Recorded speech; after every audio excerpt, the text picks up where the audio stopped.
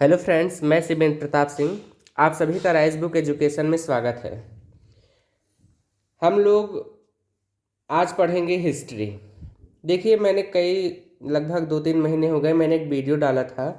पूरी exam idea book को मैंने इसका रिव्यू दिया था और मैंने कहा था टाइम टू टाइम इसके चैप्टर्स में एकदम जो बुक में है वही मैं आपको पढ़ाऊँगा, कहीं अलग से नहीं पढ़ाऊँगा। तो मैं इसके लिए माफ़ी चाहूँगा क्योंकि बहुत दिन हो गए, अब एग्ज़ाम पास में आ रहा है। तो अभी ये एनसीईआरटी मेरे पास पढ़ाने का टाइम नहीं है कि मैं इतनी जल्दी कवर कर लूँ, क्योंकि मुझे खुद भी पढ़ना रहता है और दूसरों को भी थोड़ा बहुत पढ़ाना रहता है। तो चलिए अब मेन टॉपिक पे आ जाते हैं। आज हम लोग हिस्ट्री पढ़ेंगे। हिस्ट्री का chapter number 1, the rise of nationalism in Europe. Europe में नेशनलिज्म यानी राष्ट्रवाद का उदय सबसे पहला फ्रांस में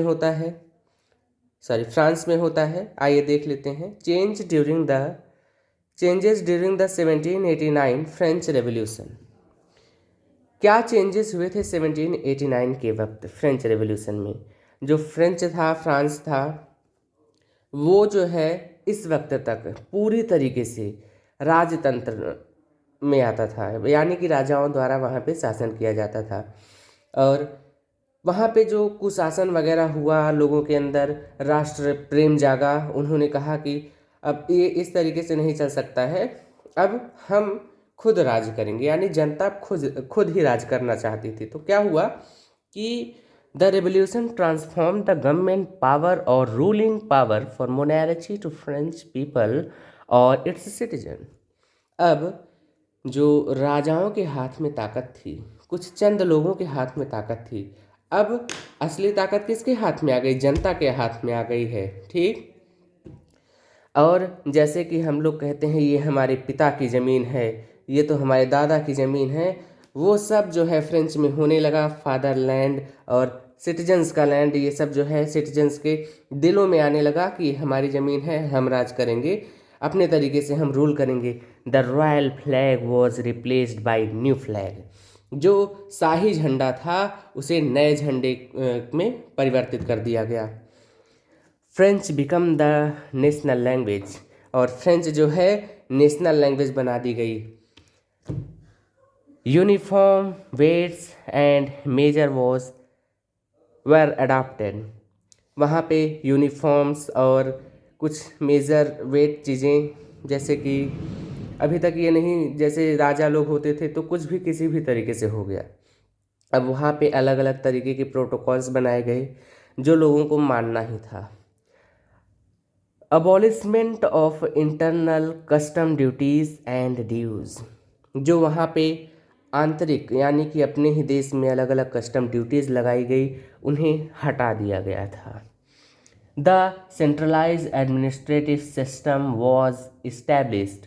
अब जो है वहाँ पे एक सेंट्रलाइज्ड यानी कि केंद्रीय एडमिनिस्ट्रेशन सिस्टम चलने लगा। जो छोटे मोटे छुटपुट राजा थे वो नहीं चलाते हैं, जैसे केंद्र अलग हो गया, राज्य अलग हो गया और असली ताकत केंद्र के पास आ गई। इस तरीके से अब वहाँ पे शासन होने लगा था। National assembly was renamed as state general which was elected by the citizens. जो वहाँ की नेशनल असेंबली थी उसका नया नाम रखा गया। क्या नाम रखा गया? स्टेट जर्नल, जो कि वहाँ के सिटीजन्स के द्वारा इलेक्ट किए गए रिप्रेजेंटेटिव्स जाया करते थे अलग अलग जगहों से। तो ये सब चला। अब नेपोलियन जी आते हैं। नेपोलियन को कौन नहीं जानता, सब जानते हैं, थोड़ा वीर टाइप के आदमी थे। नेपोलियन का जन्म 1769 में हुआ था और डेथ 1821 में हो गई थी। आइए थोड़ा सा नेपोलियन के बारे में जान लेते हैं। नेपोलियन ने पूरे यूरोप में अपनी शक्ति प्रदर्शन करके पूरे यूरोप को परेशान कर रखा था।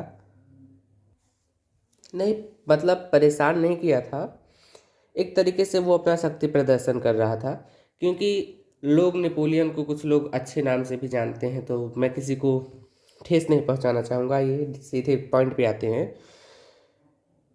ये रूलर कब बने फ्रेंच के? 1799 में फ्रेंच के रूलर बने फ्रांस के, और 1815 तक रहे। Become the first council by assuming absolute power.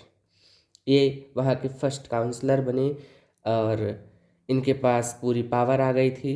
और 1804 में नेपोलियन संहिता यानी कि नेपोलियन कोड बना।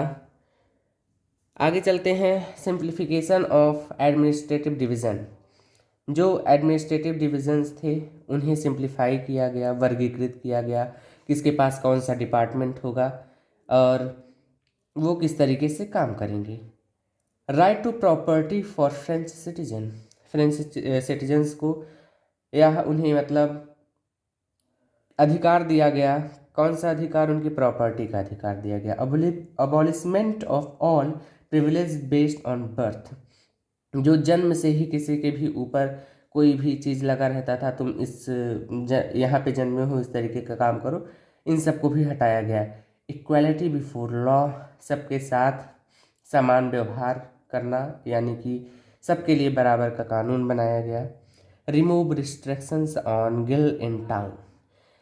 जो गिल्ड और मेनर प्रणाली आप पढ़ेंगे, ऐसे रिस्ट्रिक्शंस को भी हटा दिया गया। Abolishment of federal system and serfdom system, इसको भी हटा दिया गया। There was improvement in transport and communication system. Transport और कम्युनिकेशन सिस्टम में भी इम्प्रूवमेंट किया गया, क्योंकि अच्छे कम्युनिकेशन से अच्छे बिजनेस इस्टेब्लिश होते हैं। अब ट्रांसपोर्ट भी अच्छा होगा तो अच्छा बिजनेस इस्टेब्लिश होगा। जहाँ पे बढ़िया बिजनेस होता है जिस देश में, वो देश उतना ही ज़्यादा ग्रो करता है। Okay.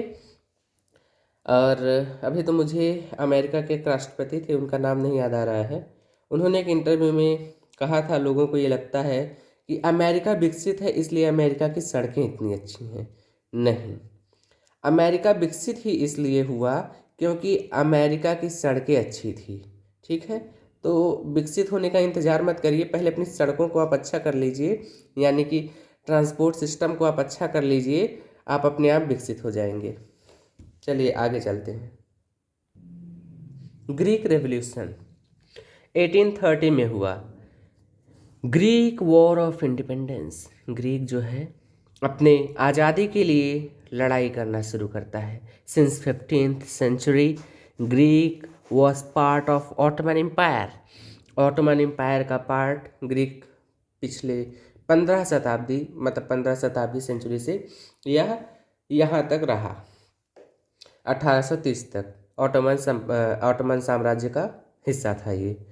Struggle for Greece independence started with the growth of nationalism in Europe for the Ottoman empire in 1821।